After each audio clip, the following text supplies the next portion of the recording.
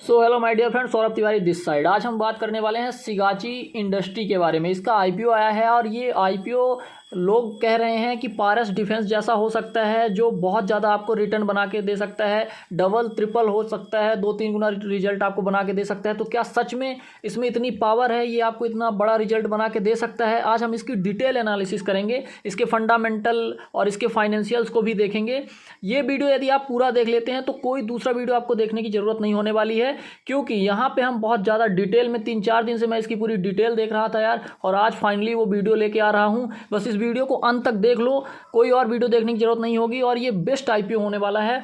साथ में मैं बताऊंगा कि ऐसा क्यों है। तो सबसे पहले शुरू करते हैं यार, सिगाची इंडस्ट्री का जो ये इंडस्ट्री है वो pharmaceutical, food and nutraceutical, cosmetic and chemical में काम करती है। बहुत सारे लोग बस ये सोचते हैं कि फार्मास्यूटिकल इंडस्ट्री में काम करती है, लेकिन ये food and nutraceutical, cosmetic and chemical में भी काम करती है। तो 4-5 प्रकार की इंडस्ट्री में ये ऑलरेडी अपना एलोकेशन रखती है। दूसरी बात, इसके Amit Raj Sinha managing director and CEO हैं, और ये 1989 में फाउंड की गई थी। करीब 30 साल हो रहे हैं यार, 31 साल हो रहे हैं इस कंपनी को बने हुए। तो एक कहीं ना कहीं ये ट्रस्ट होता है कि जो 30 साल से कंपनी काम कर रही है और प्रॉफिटेबल है, दैट मीन्स कहीं ना कहीं कंपनी की अच्छी फंडामेंटल है और स्ट्रॉन्ग पोजीशन है अपने मार्केट में। अब हम बात कर लेते हैं यार इसके कंपनी की डिटेल्स के बारे में। Sigachi is an industry leader in the field of pharma excipients, Nutra and food ingredients. Sigachi was incorporated in the year 1989 and has rapidly established itself as one of the largest manufacturers of microcrystalline cellulose worldwide, with 3 multi-locational facilities in Telangana and Gujarat. Sigachi has ensured supply chain reliability for its customers spread across the globe. So दोस्तों, इसका company detail काफ़ी अच्छा है। 1989 पे ये बनाई गई थी, फाउंड किया गया था। साथ में ये माइक्रो क्रिस्टलाइन सेल्यूलोज पे काम करती है। मैं आपको बताऊंगा वो क्या होता है। अभी मैं आपको इमेज दिखाऊंगा वो क्या होता है। माइक्रो क्रिस्टलाइन सेल्यूलोज एक हर दवाई में ये काम यूज होता है। जो भी आपकी छोटी छोटी गोलियाँ होती हैं मेडिसिन्स की, उसमें भी ये यूज होता है। एंड ये सच में अभी अपने आप को बहुत जल्दी इस्टेब्लिश की है और अभी मार्केट लीडर है ये फार्मा एक्सिपिएंट्स में। अभी मैं आपको बताता हूँ, यहाँ पे चल के देखते हैं। इस तरह की जो दवाइयाँ होती हैं, इन्हें आप देखिए ध्यान से। जो गोलियाँ बनी होती हैं उसके अंदर कुछ मटेरियल्स भी होते हैं, उसका जो बाहरी होता है हिस्सा, उसको भी बनाने का ये काम करती है। साथ में जो भी मेडिसिन होती है उसमें इसे नॉर्मली यूज हर हाल में किया जाता है। इसी तरह की आप मेडिसिन्स भी देखेंगे कि मेडिसिन्स भी इसी तरह से बनाई जाती हैं। जो मेडिसिन्स का बाहरी भाग होता है, जैसे ये मेडिसिन्स आप देख रहे हैं, ये मेडिसिन, ये सारी मेडिसिन्स को जो बनाने का काम करता है यही फार्मास्यूटिकल इंडस्ट्री करती है, जिसका नाम है सिगाची यार। बहुत सारे अन्य फील्डों में ये काम करती है, जैसे मैंने आपको बताया कि 4-5 फील्ड में ये काम करती है। तो फंडामेंटली इसका काफ़ी स्ट्रॉन्ग है। अभी हमने कंपनी की डिटेल की बात की, हम फाइनेंशियल की भी बात करेंगे। तो सबसे पहले मैं आपको बता दूं कि यदि आपको किसी भी स्टॉक में, किसी भी आईपीओ में, किसी भी म्यूचुअल फंड में इन्वेस्ट करना है, तो सबसे पहले तो आपके पास एक डीमैट अकाउंट होना चाहिए। यदि आपके पास अभी तक डीमैट अकाउंट नहीं है तो अभी आप जाके जीरोधा और अप स्टॉक जैसे लीडिंग प्लेटफॉर्म पे अपना डीमैट अकाउंट ओपन कर सकते हैं। अभी अप स्टॉक में बिल्कुल फ्री डीमैट अकाउंट है, इसका AMC चार्जेस भी फ्री है। जीरोधा भी बहुत अच्छा प्लेटफॉर्म है। इन दोनों प्लेटफॉर्म को आप दोनों में से कोई एक या तो आप दोनों यूज कर सकते हैं। लिंक मैंने डिस्क्रिप्शन में दे दिया है, वहाँ से जाके आप क्लिक करेंगे तो बस अपना मोबाइल नंबर, ईमेल ID और अपने पैन कार्ड, पासबुक के डिटेल्स आप भरेंगे। यहाँ से आपका डीमैट अकाउंट ओपन हो जाएगा और आप भी कोई भी शेयर खरीद सकते हैं, कोई भी आईपीओ में पैसा लगा सकते हैं। सो अब चलते हैं, कंपनी के और नंबर्स की बात करते हैं, कुछ डिटेल्स की बात करते हैं। 30 ईयर ऑफ एक्सपीरियंस हो गया इनका, एक्सीलेंस का है। 15+ कंट्रीज अक्रॉस ग्लोब में है, 15 से ज़्यादा कंट्री पे ये काम कर रहे हैं। 200+ कस्टमर हैं इनके, जबकि 40 नेशंस पे इसके कस्टमर हैं, 200 से ज़्यादा। 90+ एम्प्लॉई हैं इनके पूरे क्रॉस ग्लोब में, मतलब 900+, 900 से ज़्यादा इनके एम्प्लॉई हैं।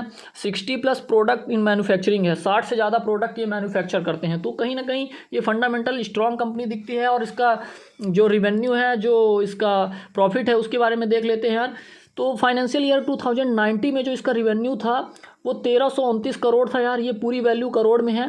जबकि 2020 में इसका रेवेन्यू 1439 करोड़ हो गया और 2021 में इसका रेवेन्यू बढ़कर 1960 करोड़ हो गया। और 2019 की यदि प्रॉफिट की बात करें तो 190 करोड़ था, 2020 में प्रॉफिट की बात करें तो 203 करोड़ था, और 2021 में प्रॉफिट की बात करें तो 303 करोड़ था। टोटल एसेट भी 915, 1091, 1334 लगातार टोटल एसेट बढ़े हैं, लगातार रिवेन्यू बढ़ा है, लगातार प्रॉफिट बढ़ा है। अब आप यहाँ देख सकते हैं जब बहुत सारी इंडस्ट्री माइनस में चल रही थी 2019-20 के बीच में, 20 से 2021 के बीच में, जहां बहुत सारी कंपनियों ने लॉस दिखाया है, वहां लगातार ये प्रॉफिट में रही है। 190 करोड़, 203 करोड़, फिर 303 करोड़ का प्रॉफिट इसने दिखाया। तो कहीं ना कहीं कंपनी की स्ट्रांग पोजीशन है मार्केट में, जो भी कंपनी के कस्टमर हैं उनसे इसकी अच्छी रिलायबिलिटी है एंड कंपनी को बहुत अच्छी वैल्यू मिलती है, तभी तो कंपनी इतना अच्छा रिवेन्यू जनरेट कर पा रही है। और भी बहुत सारी चीज़ों की बात करते हैं यार। फाइनेंशियल्स ऑफ कंपनी, मैं वीडियो को छोटा बना रहा हूं ताकि आपका ज़्यादा समय ना लगे, इसीलिए वीडियो को थोड़ा जल्दी बना रहा हूं।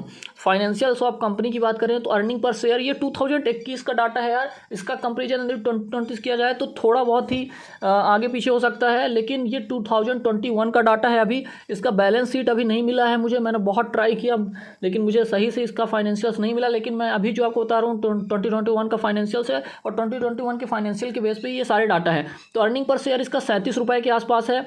रिटर्न ऑन इक्विटी की बात करें तो वो 36% के आसपास है यार। और रिटर्न ऑन एसेट्स की बात करें तो वो 23 के आसपास है। रिटर्न ऑन कैपिटल एम्प्लॉय की बात करें यार तो वो 36 के आसपास है ROCE की। एंड पैट मार्जिन बात करें, प्रॉफिट आफ्टर टैक्स की मार्जिन की बात करें तो वो 15 के आसपास है। यदि 2020 की बात करते तो वो 14 के आसपास था। मतलब इसका जो पैट मार्जिन है वो भी बढ़ा है, तो ये भी कंपनी के लिए एक बहुत अच्छी बात है यार।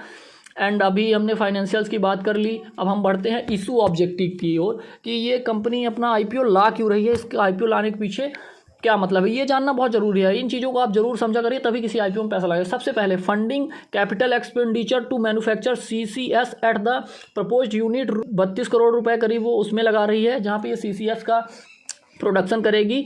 सो यार ये चीज़ें जो हैं ये मेडिसिन में ही काम आती हैं और बहुत ज़रूरी होती हैं। एंड दूसरी बात करें, expansion of production facilities for micro crystalline cellulose at Dahej and Jhagadia in Gujarat. Micro crystalline cellulose के प्रोडक्शन के लिए ये अपना पैसा खर्च करने वाली, जिसके लिए ये IPO लाई है। आपको बता दें इसका फ्रेश इशू है पूरा का पूरा 125 करोड़ का केवल इसने इशू साइज रखा हुआ है। मुझे लगता है ये शेयर डबल होने वाला है, इसमें आपको इन्वेस्टिंग कर लेनी चाहिए अभी से। अभी खैर इसके स्ट्रेंथ देख लो, वीकनेस भी देख लो, उसके बाद अपना डिसाइड करना। और जो इसका इशू ऑब्जेक्टिव है वो ये है, to manufacture cross carmellose sodium at Kurnool in Andhra Pradesh में। ये अपनी एक यूनिट लगाना चाहती है और मैन्युफैक्चर करना चाहती है। CCS को जर्नल कॉर्पोरेट पर्पज के हिसाब से भी अपना इशू ऑब्जेक्टिव ला रही है, मार्केट में और स्ट्रॉन्ग पोजीशन बनाना चाहती है कंपनी। अब हम बात कर लेते हैं कंपनी की स्ट्रेंथ के बारे में।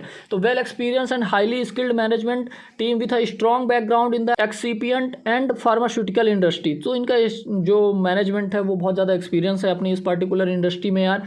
और दूसरी बात करें यदि company with a wide portfolio and ability to serve diverse and use applications, it has long standing market presence in pan India. Company has strong focus on R&D with quality assurance and quality control in products and facilities। R&D यानी research and development होता है यार। तो ये company हमें ये कह रही है कि हमारी जो एबिलिटी है, हम इंड टू इंड प्रोडक्ट बनाते हैं। यदि कोई भी मैन्युफैक्चरिंग इसके प्रोडक्ट ऐसे हैं कि जो यूज ही होने हैं, यदि कोई मेडिसिन बन रही है तो उसमें इसके प्रोडक्ट यूज ही होने हैं। तो इस तरह से इंड टू इंड प्रोडक्ट इसका जो है तो प्रेजेंस है पूरे इंडिया में। Extend services to multiply sectors including but not limited to pharmaceuticals, nutraceuticals, food and cosmetics. बहुत सारे सर्विसेज ये प्रोवाइड करती है अनेक प्रकार के सेक्टर में। ये कहती है कि केवल फार्मास्यूटिकल या न्यूट्रास्यूटिकल, फूड एंड कॉस्मेटिक्स में नहीं, अन्य फील्डों में भी ये अपने काम कर रहे हैं और ये स्ट्रॉन्ग पोजीशन बना चुके हैं मार्केट में। स्ट्रेटेजिकली लोकेटेड है यार, मल्टी लोकेशनल मैन्युफैक्चरिंग फैसिलिटीज है इनके पास। तो ये इनकी स्ट्रेंथ है और भी बहुत ज़्यादा स्ट्रेंथ है। सबसे पहली बात तो ये फ्रेश इशू ला रहे हैं और साथ में 125 करोड़ का ये IPO है। और 125 करोड़ से ज़्यादा तो हमारे रिटेल इन्वेस्टर ही किसी IPO को सब्सक्राइब कर लेते हैं। अब किसी कंपनी की यदि हम स्ट्रेंथ की बात करते हैं तो हमें वीकनेस भी जरूर देखना चाहिए कि कंपनी की प्रॉब्लम्स क्या है, कंपनी क्या चीज़ें फेस कर रही हैं, क्या ये लॉन्ग टर्म में कंपनी को घाटा तो नहीं दे सकते हैं। सो हम इस वीकनेस देख लेते हैं कंपनी की। तो जो रिस्क ऑफ कंपनी है उसमें सबसे पहला है यार, dependence on few customers for significant portion of the revenue.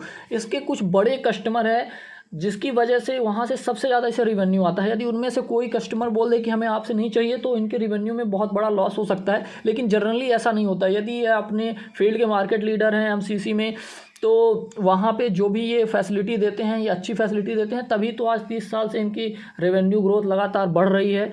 और दूसरी बात यार, reliance on the demand from the pharmaceuticals industry for a significant portion of the revenue. तो रिलायंस ऑन डिमांड है, बिल्कुल कोई बात ही नहीं है इस पर, लेकिन लगातार फार्मास्यूटिकल इंडस्ट्री को बढ़ना ही है, बीमारियों को बढ़ना ही है। आप देख रहे हैं हर दिन कोई नई बीमारी आ रही है। अभी ये इतना बड़ा वायरस आया जिससे फार्मास्यूटिकल इंडस्ट्री को कितना बड़ा प्रॉफिट हुआ, और मुझे लगता है जब तक इंसान रहेगा तब तक फार्मास्यूटिकल इंडस्ट्री रहने वाली है, तो इसका प्रॉफिट ग्रोथ बहुत होने वाला है। तीसरी ऑप्शन की बात करें, no long term agreement with suppliers of raw materials. ये जो रॉ मटेरियल्स जहाँ से लेती है उनके साथ इसका कोई एग्रीमेंट नहीं है, ऐसा लिखा गया है फाइनेंशियल्स पे।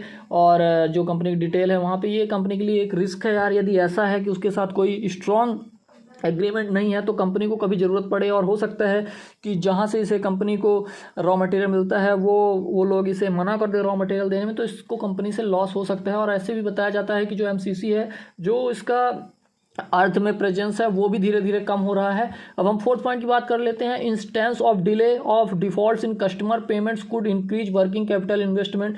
यदि कस्टमर के द्वारा जो पेमेंट है, जिनको ये सर्व करते हैं, उनके द्वारा यदि पेमेंट लेट होता है तो कहीं ना कहीं इनका वर्किंग कैपिटल इन्वेस्टमेंट बढ़ता है। और पाँचवीं बात करें, यदि डिप्लेटिंग फॉरेस्ट रिजर्व्स में affect raw material availability mainly wood pulp. So wood pulp क्या होता है, इसके बारे में आपको बता दूं कि जो आप वहाँ पे पाउडर देख रहे हैं ना, कहीं ना कहीं वो वुड पल्प से ही बनता है, और उसका कमी है अभी अर्थ में, जिसकी वजह से इसे जो चीज़ें हैं वो ज़्यादा हाई प्राइस में मिल पाती हैं, और इसकी अवेलेबिलिटी कम होने की वजह से कहीं ना कहीं कंपनी को इफेक्ट हो सकता है। सो ये रिस्क है कंपनी के, हर कंपनी में कुछ ना कुछ रिस्क होते हैं, लेकिन ये मैनेजेबल रिस्क हैं, इतने बड़े रिस्क नहीं होने वाले हैं।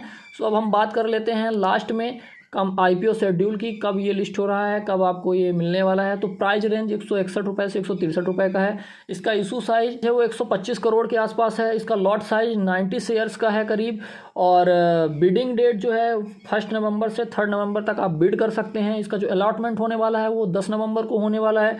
10 नवंबर को ये आपको आईपीओ लगा या नहीं लगा ये क्लियर हो जाएगा।